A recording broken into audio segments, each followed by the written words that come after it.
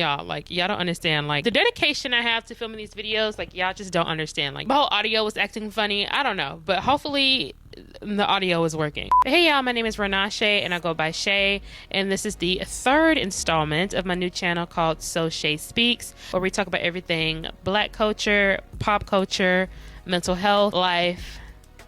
We just like to talk over here, okay? So in this third installment, we're talking about the polarizing web series, Southern Fried Rice. Now, this show was not created by Keke Palmer. It was developed by Keke Palmer for her YouTube channel called Key TV. Now, I'm a little bit behind on the subject. This show dropped around 3 weeks ago, but I knew one of the topics that I wanted to talk about when I started this channel was Southern Fried Rice. So we're better late than never, okay? Reluctantly, I watched this show twice for the sake of this video. There are some moments that I really like. There are some moments where I'm like, what the hell? So we're going to talk about this show entirely. So first, I'm going to talk about the background of the show, what it's pretty much about. Then I am going to do a episode by episode breakdown, just talk about all the key moments that happen each episode. Then I am going to talk about the public opinion about this TV series. Then I'm going to lastly talk about my opinion on this web series. And then we're going to have our closing remarks. So honey, grab your popcorn, grab your sweet tea, grab your Slim Jims, M&Ms, whatever you like to eat, honey, because this video may be long, but we need to talk about it, okay? So let's get started. Before I get into the TV show, I'm going to talk a little bit about Keke Palmer's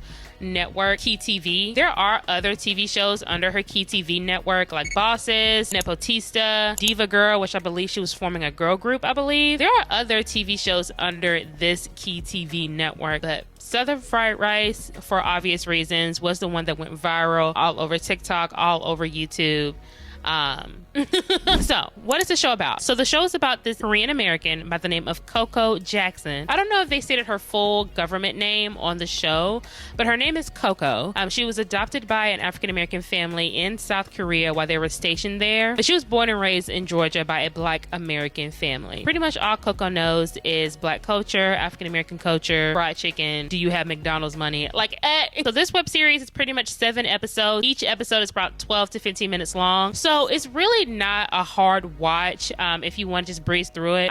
It is extremely cringy at first, but I'm not gonna lie, as the season progressed, it did kind of slowly get better. And I can see this as a genuine series, I'm not gonna lie. Obviously some parts where they messed up and they completely dropped the ball. But yeah, let's get into it.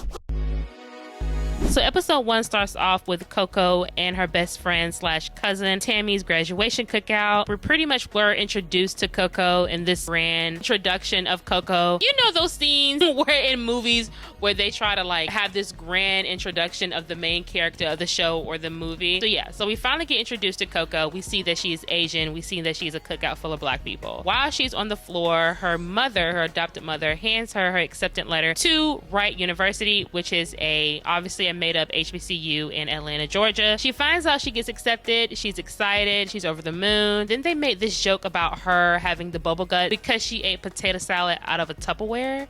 I don't know if that was supposed to be the Black culture or an inside Black joke. I didn't get that. Like, I've also ate potato salad out of Tupperware and I was all right. I didn't know if was that like an inside joke. I was a little bit confused, I'm not gonna lie. But anyway, so after she gets accepted letter, she then decided to do her introduction, basically saying, hi, my name is Coco. I am Asian from South Korea. I grew up in a Black family in Georgia, and yada yada yada. I appreciate the backstory of her family being stationed in South Korea and being adopted, because that's a real thing. I do know there's a lot of African Americans, just a lot of Americans right now who are stationed in South Korea, who are getting married, who are having kids, probably some who are even adopting children from South Korea. That's like a real thing. And correct me if I'm wrong, but I believe it was like a thing where like South Korea learned how to make fried chicken due to the African Americans that were stationed there in the Korean War. I could be completely wrong, but I feel like it was something of that nature. So for the entire first episode, I thought Tammy was her adopted sister. I didn't quite catch the moment where she stated she was her cousin. I don't know if I missed it, but it doesn't really say specifically, oh, she is my best friend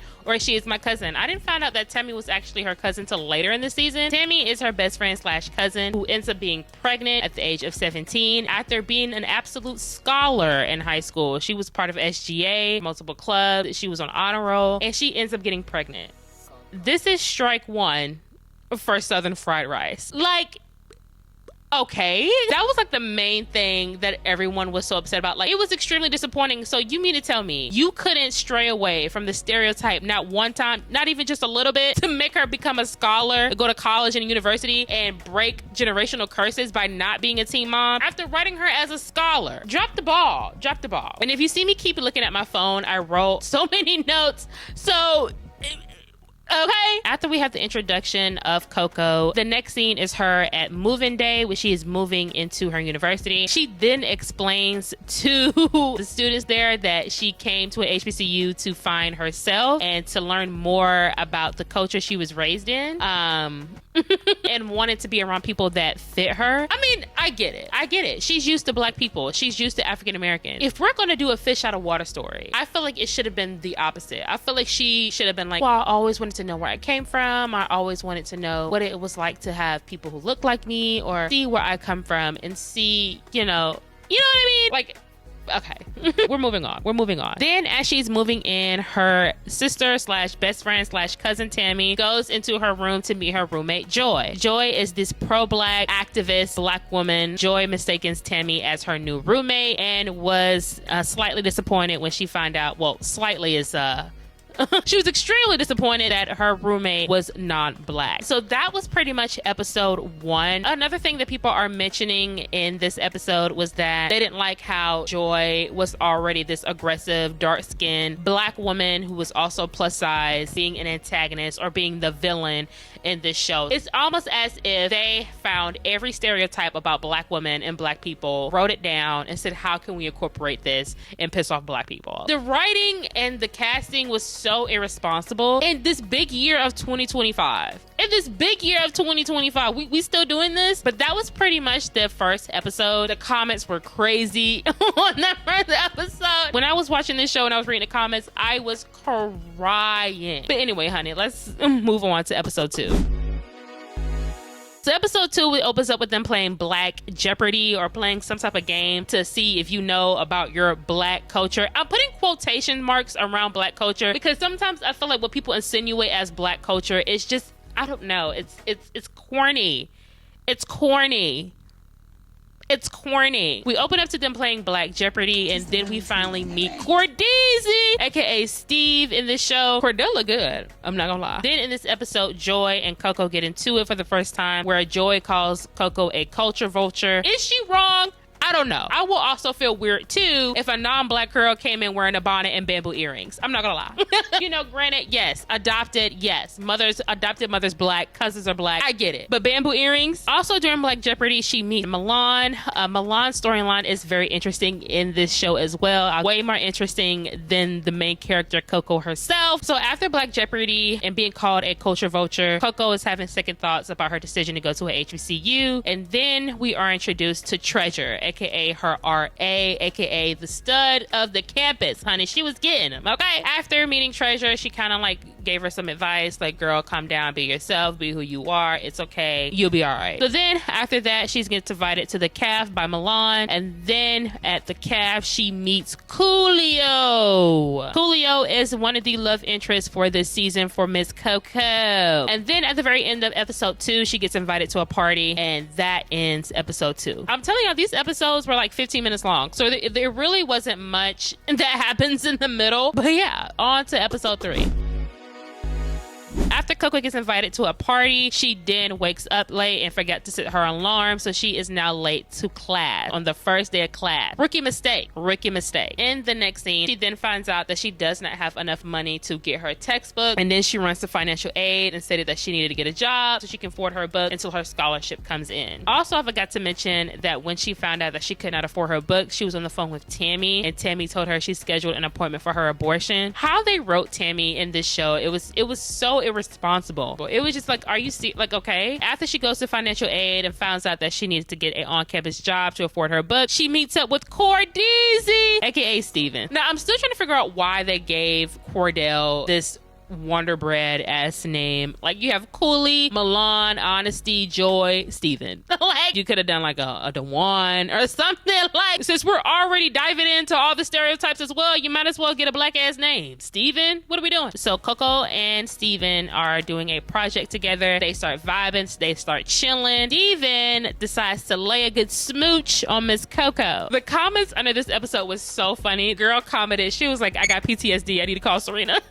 Somebody said, it's a show, girl, calm down. She was like, I still left a voicemail. That was too funny, but I was like, I know that's right. Cardell can act. Like, Cardell really got this acting thing down. Like, I'm really excited to see how he thrives in other acting spaces. Like, he was decent. So at the end of this episode, Joy and Coco get into it again about how Coco should have texted Joy and told her that she was inviting people over. I'm just confused as to why Joy was the antagonist of this show, but we're gonna leave it alone. We're gonna move forward. So that's the end of episode 3. Now we're getting into episode 4. So episode 4 starts off with Coco telling Milan that she kissed Cordeezy, aka Steven. Coco then admits she likes both Steve and Cooley. She is now entered a love triangle. Milan then tells her, girl, you're gonna have to choose one of them, Steve or Cooley. And she was like, I don't want to choose right now. And then Miss Milan was like, okay, girl, do it for the plot. And then Milan opens up how she's been hanging around with Mr. Derek Duncan. I'm guessing he's the head of the basketball team. I don't know. But yeah, she's been hanging out with him, cooling with him. I will say it again, Milan's storyline is way more interesting in Coco's. She honestly should have been the main character. After that scene, Coco goes to her ethnic studies class, and pretty much felt like that ethnic studies should be taught in middle school and high school, not just in college. The professor was like, she agrees. And then that leads to Coco being invited to the Women's of Excellence interest meeting, which I'm assuming is another word for a sorority meeting or a sorority interest meeting. I don't know. The scene then cuts to Alex, aka Miss Joyce Brown, getting some oral favors from the campus stud, aka Treasure. This storyline was also way more interesting than the main storyline. Like, all the side storylines were way more intriguing than the main character herself. So we meet Alex. She is Miss Wright University. She is quote unquote down low. She's not an open lesbian or bisexual. We are then introduced to this storyline about how Alex is telling Treasure that they cannot continue going on with their relationship due to her being in the public eye, due to her being Miss Wright University and trying to keep up her image. And I thought this storyline was very, very interesting, and also something that we don't really talk about how there are some black women who are also down low, who are also not very open and very scared or afraid to be honest about their sexuality due to how they are presented in the public. And I would have loved if they would have dived deeper on that as well. But once again, side storyline is way more interesting than the main. But we're going to continue. Episode 5. I'm telling y'all, we are brushing through these episodes. So episode 5 starts off with them at the basketball court, meeting up and watching the guys play. We have Coolio and we have Steven, aka Cordeezy. Coolio is a little bit confused as to why Coco keeps blowing him off. He then asks Coco on a date in front of Cordeezy. Poor Cordell. Then after Coolio asks Coco on a date, they then end up going to a Chinese restaurant. A Chinese restaurant? Really, guys? They go on a date to get to know each other, blah, blah, blah. And then Coco realizes that she is missing her hazing meeting with her lying sisters, aka sorority sisters. So I thought Women of Excellence was more like a club, but I'm guessing it was a sorority. Episode 5, them just close it out as them getting hazed at their sorority sister meeting. I don't really know, but...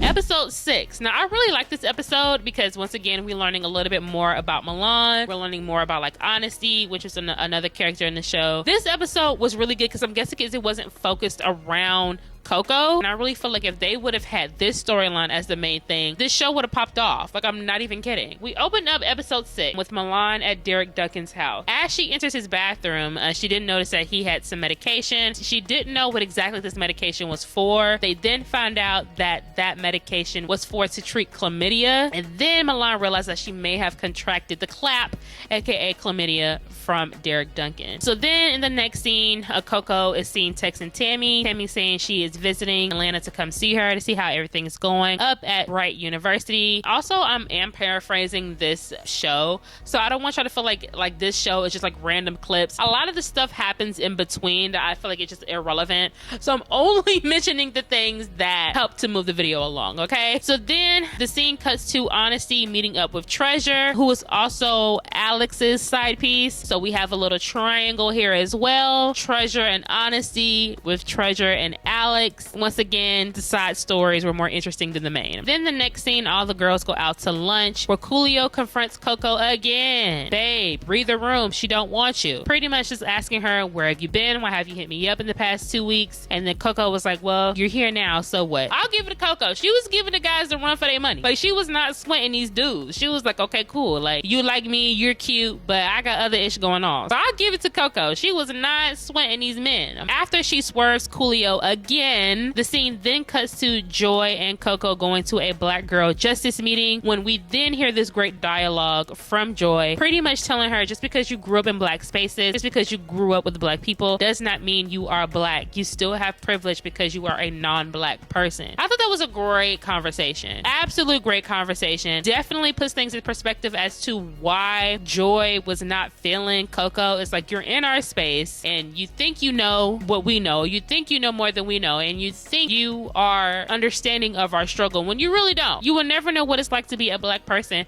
because you simply are not one. And pretty much was telling her, in order for to be an ally, you have to understand that. Period. So that conversation was pretty nice. They squashed the beef. They kind of understand where each other is coming from. That was pretty much the end of episode 6. So we are now finally reaching the last episode, episode 7.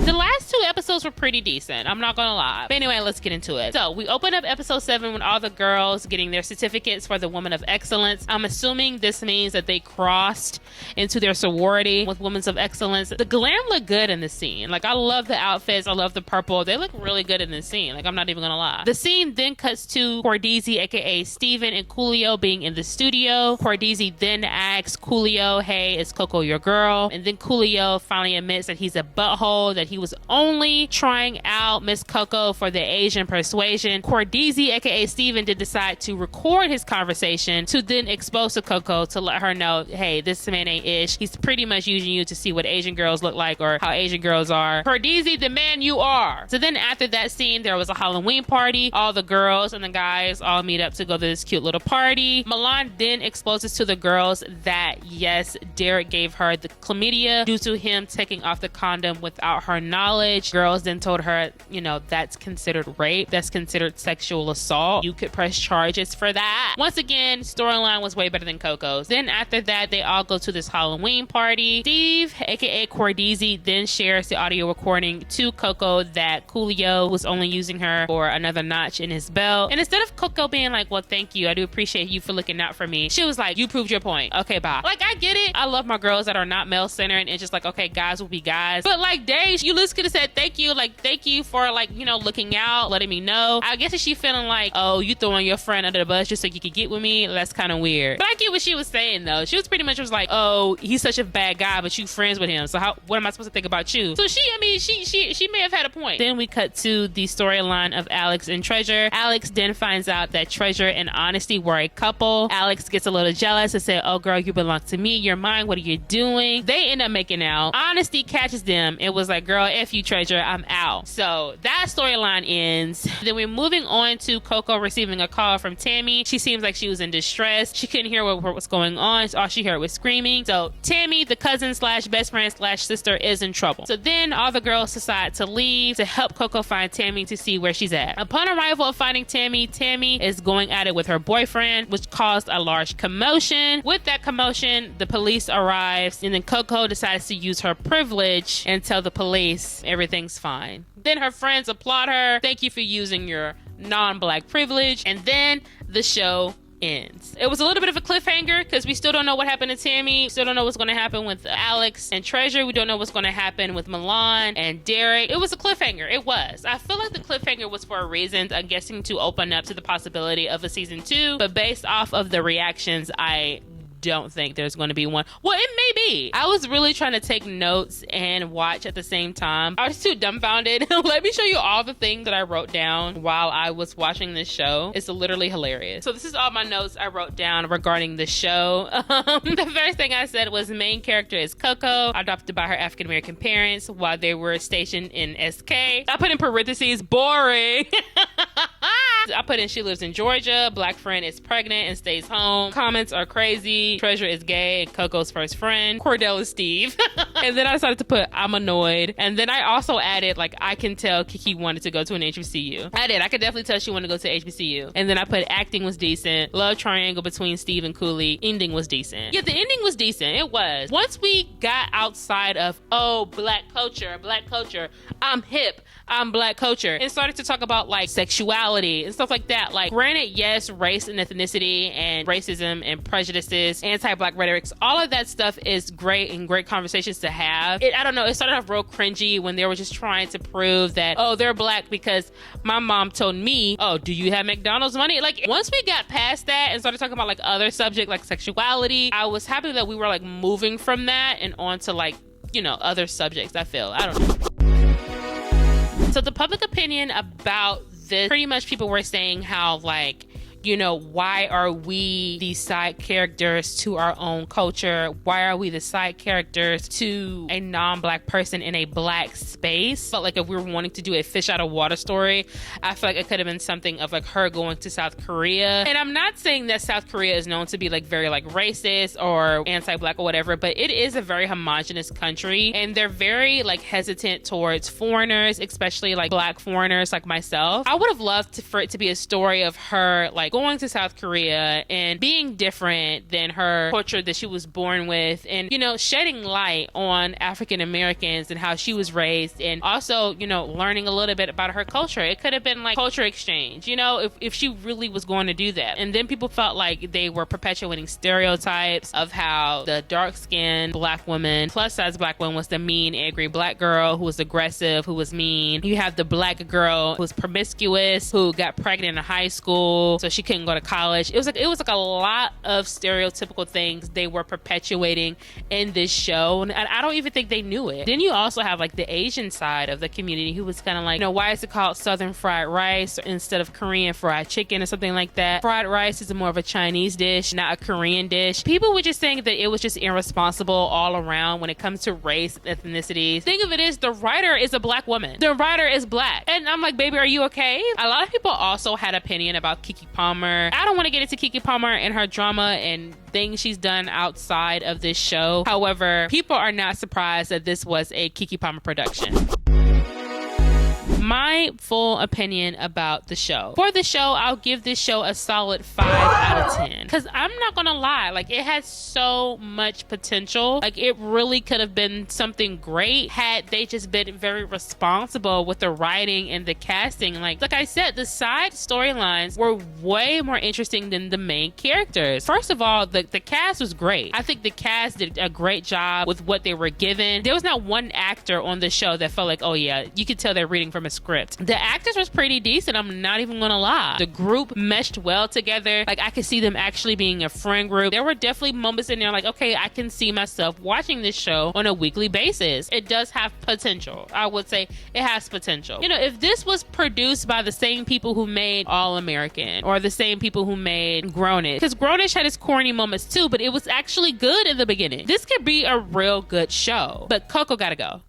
Or if we're going to do this, make season 2 about Coco going to Korea and then inviting all her friends. Like, you want to know a good fish out of water? Take Coco back to Korea. And also, I would like to say for my closing remark, I appreciate a unique concept. I genuinely appreciate a unique concept because if we're being honest, this concept, this plot, this storyline, we have never seen it before. We've never seen a Korean or an Asian American go to a HBCU and see how that is like. We've never seen that before. So I can understand wanting to have a new concept and bring it to the forefront, especially during this recent years of like regurgitating the same same storyline, regurgitating the same movies, same TV shows, the reboots. Like, I could understand wanting to bring forth a new concept, but there is definitely ways to go about it, and there are better ways to go about it. I wouldn't say this was the worst way to go about it, but this was damn near. And that's why I gotta give it a little bit of credit, because this is new. This is a different conversation. Let's have it. But with all the stereotypes and all the, do you have McDonald's?